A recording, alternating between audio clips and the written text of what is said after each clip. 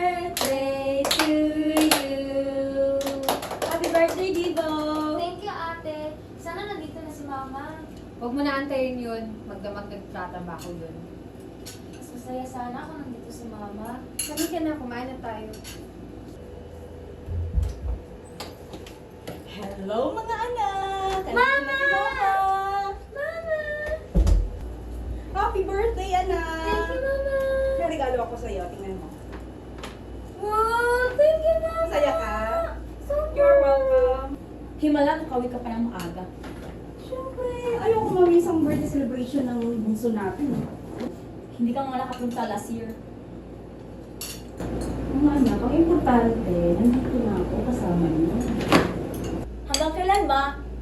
Hanggang kailan kayo makakasama? Nanay ka namin pero hindi ka namin nakakasama. Anak, para sa inyo naman dito ginagawa ko. Anak! Huwag mo kami tawagin anak!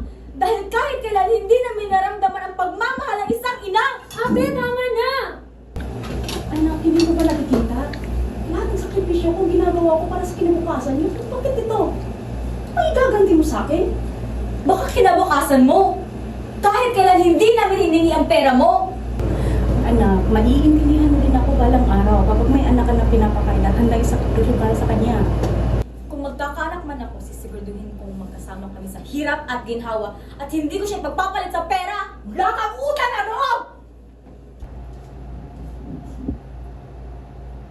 Hindi ko hiniling na maging ganito ang buhay natin. Ginawa ko lahat. Pinagpasyo ko lahat. Dahil mahal ko kayo. Mama, ate, tama na please! Kung ganito man ang pagmamahal ng isang ina, mas ayaw ko ng pagmamahal mo. Pagmamahal ba ang tawag mo sa mga espesyal na okasyon na walang inang sumuporta?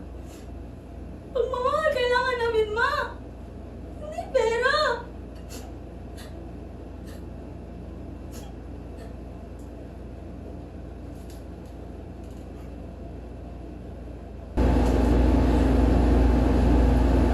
Pasensya ng mga anak ko ng pagbibigay ng pagmamahal mo sa mga hinihingi. Promise na bawi ako.